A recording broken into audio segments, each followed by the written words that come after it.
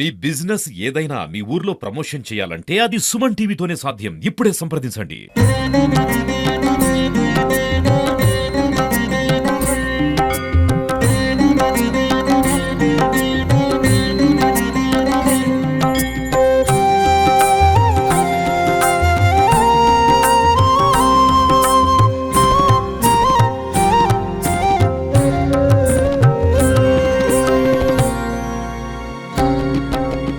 నమస్తే, welcome to Suman TV. మనం ప్రస్తుతం అయితే జైత్యాల జిల్లా ధర్మపూర్లో ఉన్నాం. వినాయక చవితి నవరాత్రులు అయితే అత్యంత వైభవంగా జరుగుతున్నాయి.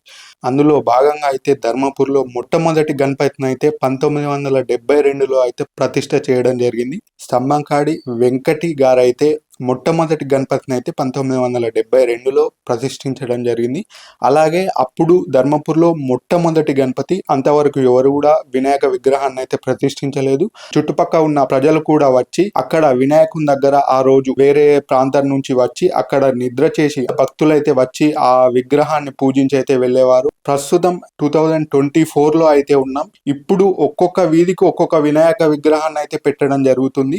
అప్పుడు 1972లో మొట్టమొదటి గణపతి మరియు ప్రత్యేకంగా పూజలు. ఇప్పుడు ఉన్న సంప్రదాయాలతో పోలిస్తే అప్పుడు సాంప్రదాయాలు ఎలా ఉండేవి, అప్పుడు ఎన్ని రోజులు వినాయకుడిని పూజించేవారు, నైవేద్యంగా ఏం ప్రసాదించేవారు, ఎటువంటి పూజలు చేసేవారు, కార్యక్రమాలు నిర్వహించేవారు అనే పూర్తి వివరాలు అయితే వారిని అడిగి తెలుసుకుందాం. మనం ప్రస్తుతం అయితే స్తంభంకాడి వెంకటి గారితో ఉన్నాం. అలాగే తన కుమారుడి పేరు కూడా ఇష్ట దైవమైన గణపతి పేరును, గణేష్ అనే పేరును పెట్టడం జరిగింది. మిగిలిన వివరాలు అయితే వారిని అడిగి తెలుసుకుందాం. ఈ సంవత్సరంలో మొట్టమొదటిగా గణపతి పెట్టడం స్టార్ట్ చేశారు. 1972 నుంచి మొదలు నేను స్టార్టింగ్ మట్టి గణపతి ఇక్కడ తయారు చేయించుకొని నేను అప్పటి నుంచి స్టార్ట్ చేసిన. చింతమాన్ చెరువులో సాయిబాబా టాకీస్ ఎదురుగా కొద్ది సంవత్సరాల నుంచి అక్కడి నుంచి మళ్ళీ సెటర్లో కొద్ది రోజులు పెట్టినాను. 1972 నుంచి మొదలు అయింది. అక్కడ మొక్కు 30 సంవత్సరాల దాకా పెడతాను అనుకొని మళ్ళీ తర్వాత ఇంట్లోనే చేసుకుంటాను.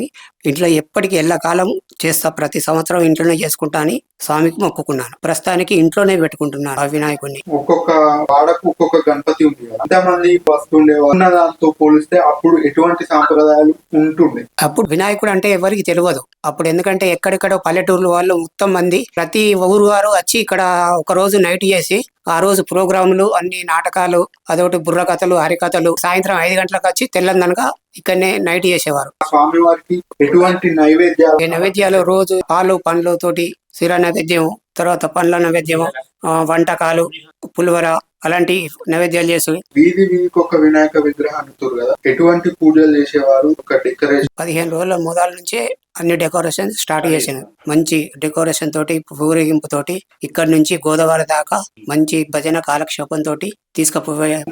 పోలిస్తే అప్పుడు స్వామివారికి సాంప్రదాయంగా ఎటువంటి కార్యక్రమాలు చేసేవారు? మంగళవాద్యాలతోటి, తర్వాత భజన కాలక్షేపాలతోటి, మంచి కమ్మటి పాటలతోటి, భక్తి పాటలతోటి, దీక్షలతోటి, దీక్ష స్వాములతోటి, అందరితోటి భజన కాలక్షేపాలే ఎక్కువ ఉండే. ఇప్పుడంటే బీజేలు అవి ఉన్నాయి కానీ ఇప్పుడు అలాంటి అప్పుడు ఏం లేవు. ఇప్పటి నుంచి ఇప్పటి వరకు గణపతి నవరాత్రుల్లో ఎటువంటి నియమాలు పాటిస్తారు? పాలు పండ్లతోటే 11 రోజులు ఉపవాసమే, నిలారం తోటి అజయిస్తాను. పాలు పండ్లతోటి 3 సార్లు స్నానం చేసుకుంటా, స్వామివారి పూజ చేసుకుంటా.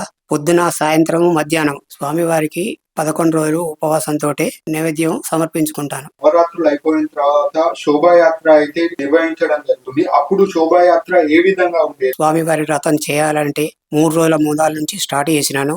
24 గంటలు 3 రోజులు కష్టపడి చేసి స్వామివారిని ఊరేగింపుతో తీసుకువెళ్ళాము. శోభాయాత్ర ఇక్కడ నుంచి ధర్మపూర్ నుంచి మన ఇంట్లో నుంచి మొదలు పెడితే గోదావరి దాకా భజన కాలక్షేపంతో, కప్పులతోటి, భజనతోటి, పాటలతోటి పొద్దుటి నుంచి సాయంత్రం వరకు ఊరేగింపుతో తీసుకువెళ్ళాము. 1972లో మొట్టమొదటి గణపతి కదా. అవును. మీకు అప్పటికి ఇప్పటికైతే మార్పులు అయితే ఉన్నాయి కదా, ఇప్పుడు ఏది చాలా మంచిగా అనిపిస్తుంది? ఫస్ట్ స్టార్టింగ్ లా గణపతి తయారు చేయించుకొని, మట్టి గణపతి తయారు చేయించుకొని అదాయించినాం. హైదరాబాద్ పోతే అక్కడ మట్టి గణపతి ఆర్డర్ ఇచ్చి ఒక 15 రోజుల మొదలే ఆర్డర్ ఇచ్చిన తర్వాత వాళ్ళు మట్టి గణపతి చేసి అప్పచెప్తుండేవారు. అప్పుడు మళ్ళీ 3-4 రోజులకు ఇక్కడికి వచ్చి నేను డెకరేషన్ కు మొదలు పెట్టుకునేవాడిని. ఇప్పుడు ఇలాంటి అన్ని మొత్తం కలర్ గణపతులు పెద్ద పెద్ద చేసుకుంటా చేసిండ్రు కానీ మా శక్తి ప్రకారంగా మేము, ఎందుకంటే చిన్న అంటే చిన్న కాదు, పెద్దదంటే పెద్ద, మామూలు గణపతులు విగ్రహాలు చేసుకొని అజయించుకున్నాం. వినాయకులకు కలర్లు వేసేది ఏం లేకుండా ఇంట్లోనే మట్టి గణపతితో తయారు చేసి ఇచ్చేవాడు. మట్టి గణపతులు పెట్టేవాళ్ళము. కలర్లు అని అంటే ఏమి లేవు.